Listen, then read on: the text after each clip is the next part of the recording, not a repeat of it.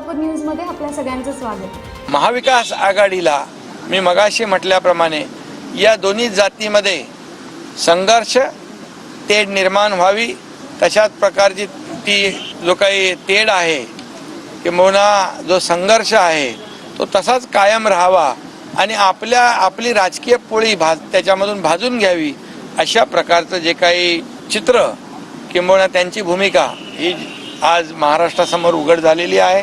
मला ही अपेक्षा होती की पवार साहेब तरी या बैठकीला येतील किंवा त्यांचे प्रतिनिधी तरी येतील, कारण त्यांनी वारंवार ही भूमिका मांडली की दोन समाजामध्ये समन्वय साधा।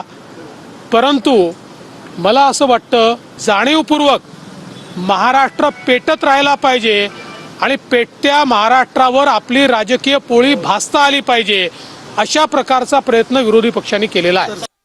सरकारने आता हे अधिवेशन सुरू आहे, शासनाला जे काही करायचं आहे ते या अधिवेशनात मांडावं आणि त्या ठिकाणी महाराष्ट्रातील जनतेला कळावं की तुम्ही मराठा समाजाला जे काही आश्वासन दिलं असेल त्याची पूर्तता कशी करणार आणि ओबीसीच्या आरक्षणाच्या संदर्भात तुमची भूमिका काय आहे। ही भूमिका त्या ठिकाणी हाऊस चालू असताना अशी बैठक बाहेर घेण्याची गरज काय। या वेळी पूर्वी ओबीसी नेत्यांची बैठक झाली त्यावेळेस वडेट्टीवारांचा विसर पडला होता काय, त्यावेळेस का बोलवलं नाही। डीसीएम कडे बैठक झाली त्यावेळेस का बोलवलं नाही। माझं सोलापूर न्यूज या यूट्यूब चॅनलला सबस्क्राईब करा आणि बेल आयकॉन प्रेस करायला विसरू नका।